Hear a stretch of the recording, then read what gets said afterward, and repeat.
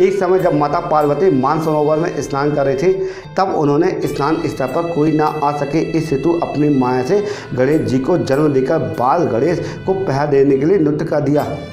उसी दौरान भगवान शिव जी उधर आ जाते हैं। गणेश जी उन्हें रोककर कहते हैं कि आप उधर नहीं जा सकते। ये सुनकर भगवान शिव क्रोधित हो जाते हैं और गणेश जी को रास्ते से हटने को कहते हैं, किंतु गणेश जी अड़े रहते हैं।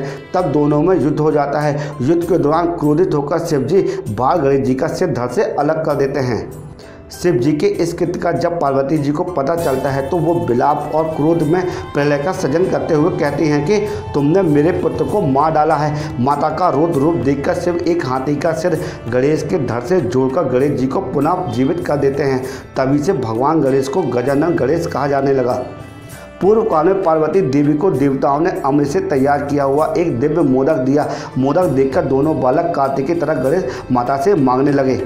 तब माता ने मोदक के महत्व का वर्णन करके कहा कि तुम में से धर्मचरण के द्वारा श्रेष्ठता प्राप्त करके सर्वप्रथम सभी तीर्थों का भ्रमण करके आएगा, उसी को मैं यह मोदक दूंगी।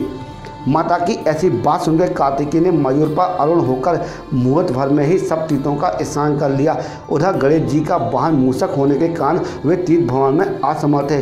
तब गणेश जी के श्रद्धापूर्वक माता पिता की परिक्रमा करके पिता के सम्मुख खड़े हो गए। ये देख के माता पार्वती ने कहा कि समस्त तीर्थों में किया हुआ स्नान, संपूर्ण देवताओं को किया हुआ नमस्कार, सब यज्ञों का अनुष्ठान तथा सब प्रकार के व्रत मंत्र योग और संयम का पालन, ये सभी साधन माता पिता के पूजन के 16वें अंश के बराबर भी नहीं हो सकते। इसलिए यह गणेश सैकड़ों पुत्रों और सैकड़ों गुणों से बढ़कर है। अतः यह मोदक मैं गणेश जी को अर्पण करती हूँ। माता पिता की भक्ति के कारण ही इसकी प्रत्येक यज्ञ में सबसे पहले पूजा होगी।